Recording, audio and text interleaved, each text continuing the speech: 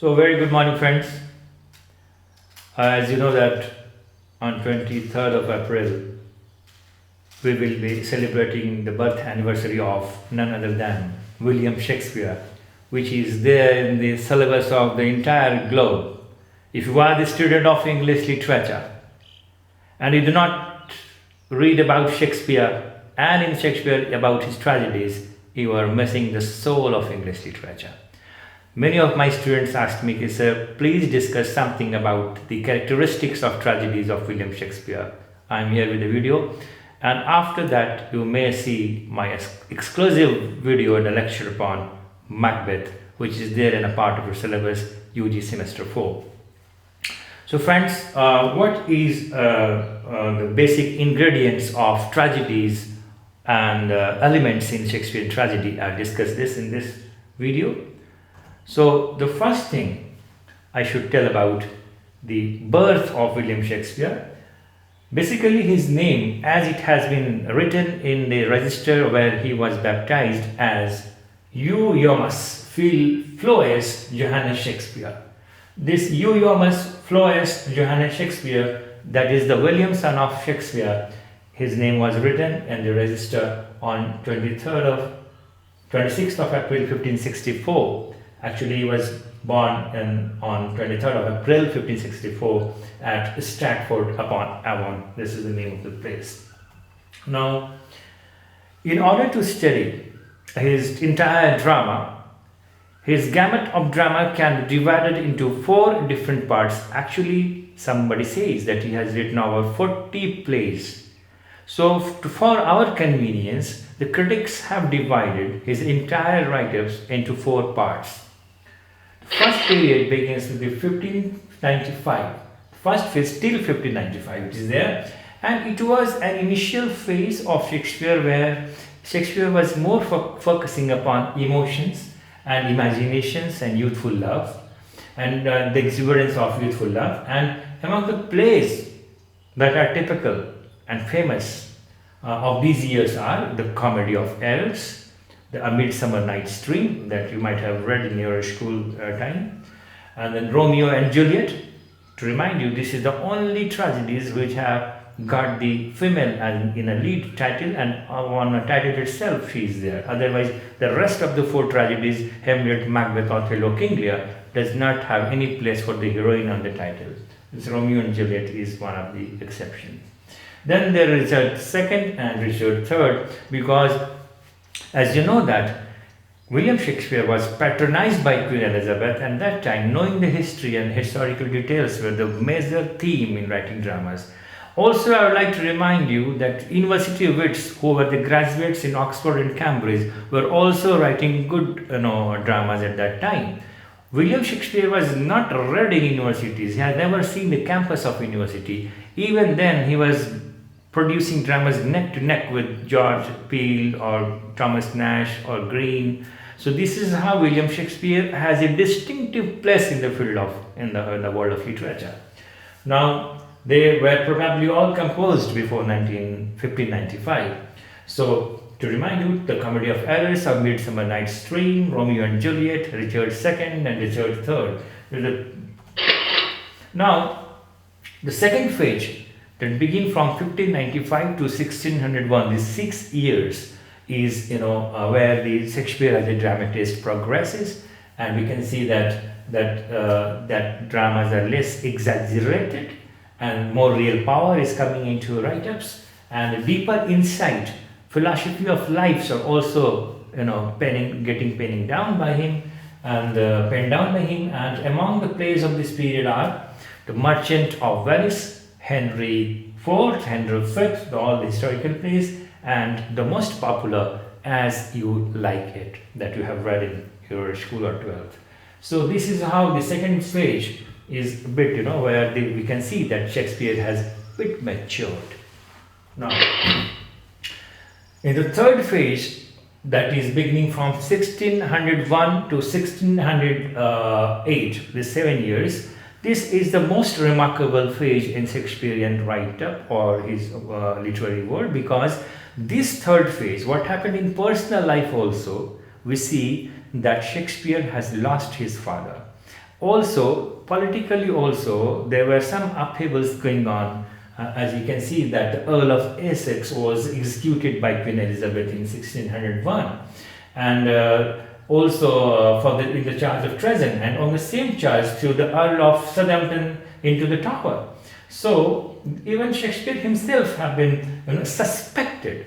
Queen also suspected him. So because by the third phase he has become very much powerful in the politics of England, Shakespeare himself, and he has a lot of money. So that all the great plays or the tragedies are the production of his third phase of writing. And this is Hamlet, Macbeth, Othello, or the King Lear were written in this third phase of his writer, and Julius Caesar, not to forget it, that you have read in 12th class. So Hamlet, Othello, Macbeth, King Lear, and Julius Caesar, all these renowned tragedies are the production of his third phase of his career.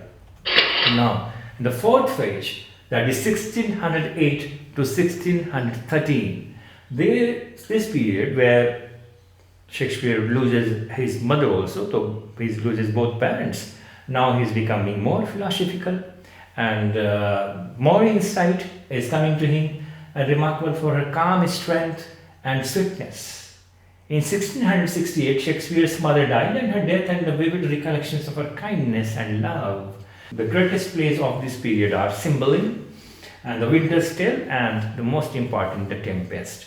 So these four, Now coming to the A.C. Bradley's definition, because before that I delve into A.C. Bradley's in Shakespearean Tragedy, I would like to read out one definition of Aristotle. Aristotle has given a clear-cut definition of a tragedy, and if you read out the definitions time and again, you will clearly find 1, 2, 3, 4, 5 segments in the definition. The first says that a tragedy, what a tragedy should contain in itself. A tragedy is the imitation of an action that is serious. The first thing that a tragedy should be, it should be an imitation, it should be inaction of something serious, and so also having magnitude which should be complete in itself. That seriousness should be, having some magnitude in itself. Magnitude means it should have some impact for the longer, dimensions. And inappropriate and pleasurable language. The language should be very pleasurable. This is why it's important, and it should be very appropriate. So, fourth point is that in a dramatic rather than narrative form. A tragedy should be written in a dramatic form, not in a narrative form. Narration would not create any impact. Narration would not bring that kind of gravity which is required for tragedy. So narration should always be not in narrative form. The tragedy should come always in a dramatic form. There should be a special kind of rhythm that you can see in the dialogues of Macbeth or Othello or any tragedy or written by William Shakespeare. Now what Aristotle says that the fifth is that with incidents arousing pity and fear, wherewith to accomplish a catharsis of these emotions. So Aristotle is very clear that the drama or the tragedy should arouse catharsis, a kind of purgation, a kind of purification, a kind of pent-up emotion should be vented out. This is what a tragedy is meant to do. And perhaps William Shakespeare has known about this Aristotelian concept of tragedy, and that is why without fail all his major tragedies are turning too good on the parameters set by the legendary Aristotle. A.C. Bradley, the modern critic, also agrees with this point, and he says that in his book, The Substance of Shakespearean Tragedy, that all his tragedies come very true to the parameters of Aristotle. And if you like to remember the name of the four greatest tragedies written by William Shakespeare, you can remember one word, whom, W-H-O-M. This whom I will discuss later on. H for Hamlet, O for Othello, that comes into 1609. Macbeth, this all chronology is there, and Macbeth comes into 1623. King Lear you have to put in place of W, just remember for your convenience. So, because remembering the names of the tragedies are not only important, if you are appearing in the net, you should also know the chronology of publications. Only then you can take out the correct answer. So Harold Bloom also groups him into the same category as Dr. Samuel Johnson was. Now, the 9 elements that I'll be discussing, it is based upon A.C. Bradely basically, and Harold Bloom was also referred to by me. But Harold Bloom, A.C. Bradley writes that 9 elements is there in Shakespearean tragedies. One is tragic flaw, another good versus evil, male-centric, then internal conflict, external conflict, then tragic west, then catharsis, then supernatural elements, and then there is poetic justice.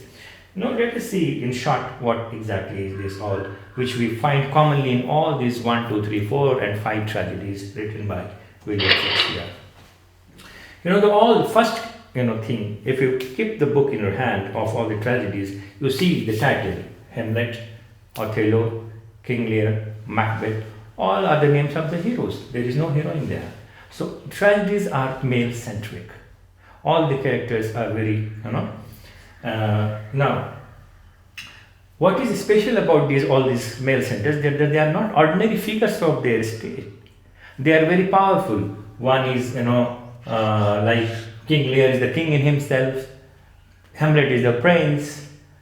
Macbeth and Othello are the major military generals. So if something happens in their destiny, that destiny of entire nation is, involved in that. If something happens bad in Macbeth's life, something happens bad to the Scotland's life, all the civilians, So if something happens to me, it hardly matters.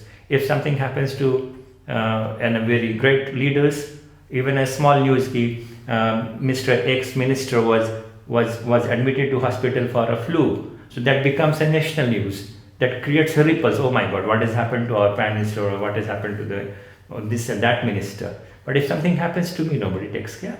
That is why if something happens in the life of, the same in the case of Shakespearean tragedy, if something happens in the life of Othello or Macbeth or King Lear, the entire destiny of nations also shivered. It also gets involved in that. Now, the second element is the hamartia. Hamartia is nothing but the internal imperfection of the hero that brings him down. So everybody is imperfect, and William Shakespeare tries to show that even the great persons are not without exceptions, and that imperfection makes them tragic. That imperfections we want. Come on, why are you are having so much qualities? Why this small dot in your character makes you tragic? And everybody are full of dots in our life. That is why in Holy Bible it is written, "Judge ye not, as ye shall not be judged." But we judge everyone, though everybody has some fault within. But we judge everyone. But we see that if the fault is there in a figure like Hamlet or Macbeth, that is unforgivable. We also all suffer from their fault. The nations becomes sufferer. So a main character cursed by fate and possessed by tragic flaw. This is called hamartia. Hamartia also called tragic flaw. Inherent defect. Now, you can see what is the tragic flaw in King Lear. His tragic flaw is that he is very much arrogant. That arrogancy leads him to be tragic. In Hamlet, his tragic flaw is inability to act, to be or not to be is his condition. In Othello, we see that there is sexual jealousy. He is very much under the grip of suspicion, and he always doubts Desdemona. So that is why we see that Othello is having one small dot. Otherwise, he was a very, very good, kind-hearted person and a very adorable character. But that single dot of sexual jealousy or suspicion leads him to go. He killed. Lastly, we see that he killed Desdemona. Like वो कहते हैं ना कि तुम अगर मुझको न चाहो तो कोई बात नहीं, मगर तुम किसी और को चाहोगे तो मुश्किल होगी. That kind of character is Othello. And then in Macbeth, we see that Macbeth was very good, humble, down to earth. Everybody loved him, and wherever he went in a battlefield, he came back winning it. But that our ambition makes him tragic. So this one tragic flaw or dot in our personality makes us tragic. This is how. And to bring the magnitude on this agenda, what Shakespeare was trying to do. He was making a figure very much renowned, big personalities, as I discussed in the last slide. Now, the third element is the good versus evil. We see that all the characters of Shakespearean tragedies are fighting versus good and evil. So something is there, as for example, Macbeth is fighting good and evil. He is good in heart, but externally he is going to pull himself for the wrong things. Internally he is very kind-hearted, but externally, because of his over-ambition, he is treading in the wrong path. This is a conflict, good versus evil. हम लोग के अंदर में. But that inner voice sometimes subsided by the evil voice, So there in one dialogue we can see in Macbeth, you see that in Act 1, Scene 1, where he says that, I beg you stop. I dare to do only what is proper to do for a man to do. He who dares to do more is not a man at all.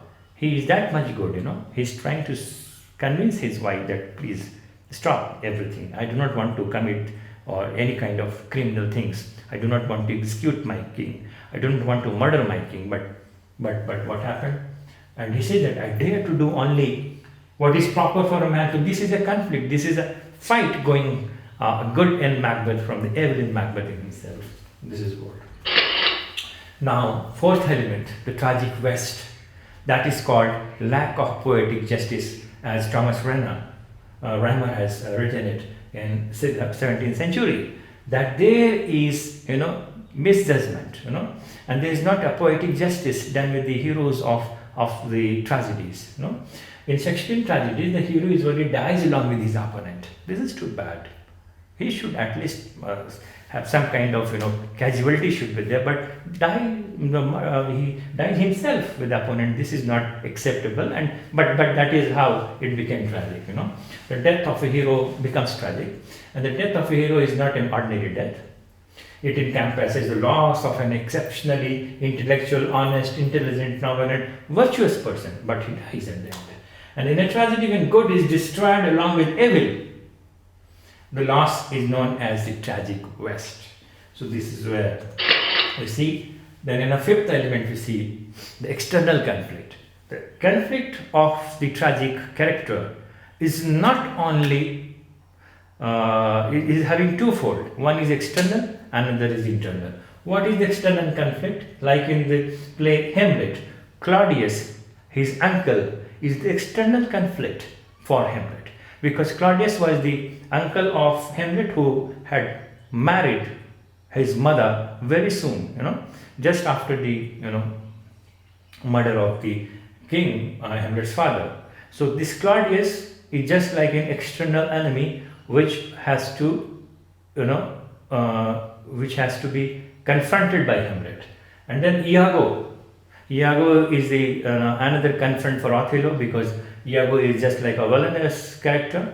Lady Macbeth herself becomes opponent for Macbeth's goods. So this is where we see that there are external agencies also who is making the character under conflict.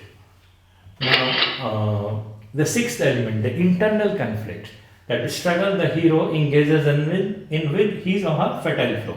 So internal conflict, as I have discussed in the previous slide, that if there is something flaw inside me, I have two voices coming from within. One is the good voice, another is the bad voice. As Macbeth, is good voice says to him that stop, I cannot do this. The bad voice says that no, I am resolute, I should murder my king to become a king myself.